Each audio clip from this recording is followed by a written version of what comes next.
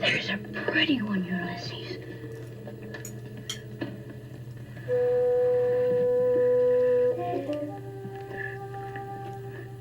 There it is. Hello, BookTube. I'm Sean the Book Maniac. Welcome back to my channel. Here I am with another Friday Reads. It's 9 o'clock. I slept in a bit late, but I've been awake for a couple hours, and it was windy and cloudy and already too hot to go out, so here I am. Pretty darn good reading week overall. No bails. What the hell? I have a reputation to maintain. See last night's video. I have finished 3. The first one I finished was my exercise bike book, and that was Revolutionary Road by Richard Yates. What an awesome 5-star read this was. I was prepared to be wowed by it. What I wasn't prepared for, and I'm not going to give away one darned thing about the ending, but the ending just got... I almost started crying on the exercise bike, and there had been nothing that was particularly emotional. It was just a really richly literary novel about a suburban couple in the 1950s, and I cared about everything going on, but what was propelling me to turn the pages were not the emotions as much as it was just a lovely, full-bodied, character-driven novel. And then, at the end, I was like, ah! Yeah, beautiful, beautiful, beautiful. I don't know what I should read next by Richard Yates. Anything? I'm looking forward to your comments. I had a few lovely stalkers on Goodreads that were waiting with bated breath to see, and told me on no uncertain terms that they would take me off their Christmas card list if I ended up bailing or not liking it. Well, independent of all that, I did absolutely love it and recommend it very heartily to you. Should I see the movie with Da Vinci Code guy? Leonardo Da Vinci Code, or whatever that actor's name is. I also finished the Norwegian novel. It was a slim little novella, Alice at the Fire by Jon Fosse. I double-checked the pronunciation of this Norwegian dude's name, and I believe I have it right. Jon Fosse, and I loved it. I really loved it. 5 stars, 5.5 stars. I was surprised because and I'm going to do a full review, so I'll just say a couple things here. Most experimental fiction leaves me cold because it is cold, and I don't have any emotional connection to it. This was such an emotional story, told in such an experimental way. I was riveted, and it's about a widow remembering when her husband went out on the fjord. I double-checked the pronunciation of that. I think I got it right. Fjord, one day, 10 years ago or something, on his boat and disappeared. And then she has visions, the author has visions, the author envisions the different genealogical layers of similar tragedies in that disappeared husband's family going back 5 generations. I'm going to do a full review where I talk about all the things that I didn't understand but loved anyway. Stay tuned. Yes, I am on the Jon Fosse team for sure. Ronan Hession is a big fan. He just finished one of the Septology. I will be reading more Fosse in the future, and recommend. This was a good place to start. I read it on Scribd. It was a buddy read, delightful buddy read with Joe Smith. The last one that I finished this week was Nothing Special. Alas, the Jeweler by Carol Lewis, translated from the Welsh by Gwen Davis. I gave it 2 stars. It had so much potential, but so little of that potential was realized. I couldn't give it more than 2 stars. I did finish it. It's a short little novel, and it's about a kind of a lost young woman who sells junk and jewelry at a local market. And she has a pet monkey who I hated that monkey so badly.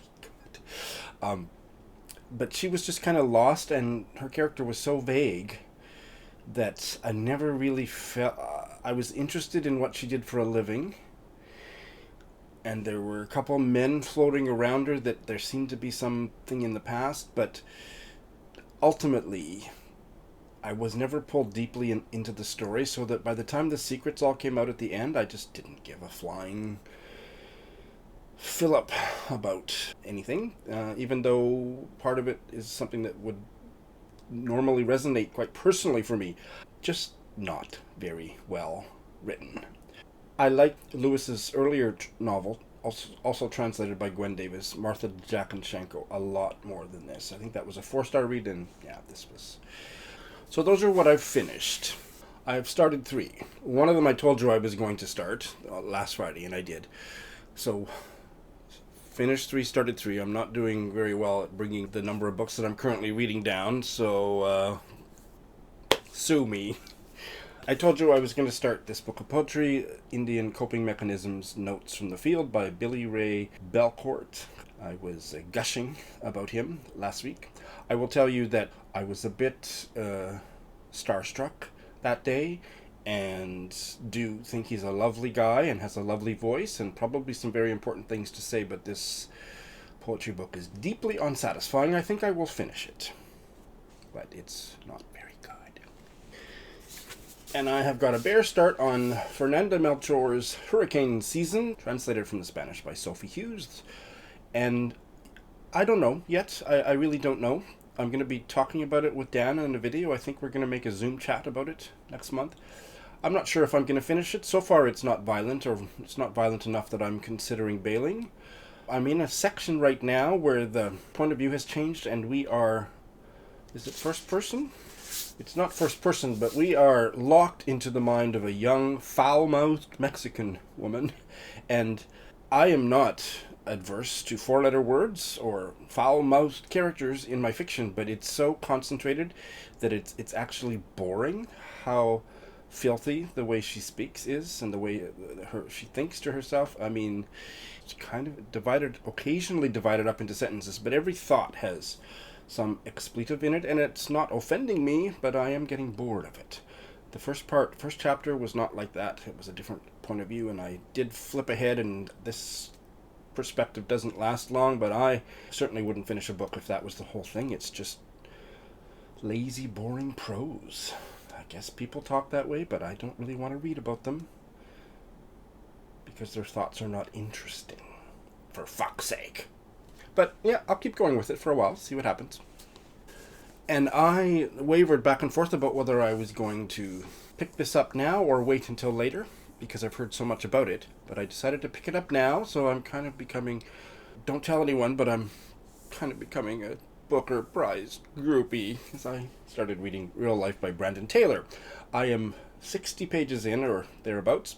I almost bailed at the 40-page mark, because I wasn't connecting with the writing at all. And now I'm glad that I read the next 18 pages this morning. That's why I'm late filming this Friday Reads, because I thought, well, if I'm going to bail, I might as well bail before I make my Friday Reads. But no, the next 18 pages, there's actually an interpersonal, there's a sexual encounter between 2 of the characters that I thought was quite interesting. Not wonderful writing, but I was more absorbed in what was happening. You know, sex. But I love Brandon Taylor's Twitter. On Twitter, he's a great guy to follow on Twitter. This made the shortlist. I want it to do well. I want to love it. He published a standalone short story on Kindle maybe last year that I couldn't read more than 5 or 6 pages, and I bailed. So I'm not really into his writing, but I got pulled in at least a little bit in these the last 20 pages or whatever, so I will stick with it for now. Fingers crossed. I know Eric bailed on it. Britta bailed on it. Ollie Bliss thinks it's the best thing since sliced bread. So we'll see where I come down. But it did make the shortlist, so must be better than Hilary Mantel. And yes, Shugi Bain made the shortlist, so I'm getting nervous. Because I promised that if it wins the Booker, I'm going to be Booker groupie extraordinaire in 2021. So that's what I've started. I'll show you a couple books that I'm hoping to start in the next week. But, you know, Victober's coming and I want to kind of clear my plate, so I may not start these, but I'd like to start these. This one, Five Little Indians by Michelle Good, is a new novel by an Indigenous writer who lives in Canada, and it is on the Giller long list. Lindy loved it, and based on her review, which I will put a link to in the show notes, I bought it. I could get it in Tokyo very easily, and I want to start it, hopefully this week. It is about a group of Indigenous folk who unfortunately find themselves living in Canada, and they had been imprisoned in the residential schools, which is Canada's century-long shame of what we did to Indigenous people by trying to murder the Indian in them by putting them in religious-run schools where they were fucked over and abused. And the intergenerational trauma of what we perpetrated on them is one of the central concerns of this novel. It's a group of people that have just gotten out of residential school and what they make of their lives thereafter. I expect and hope it's not going to be an easy read, but an important one, and I hope it's a good novel.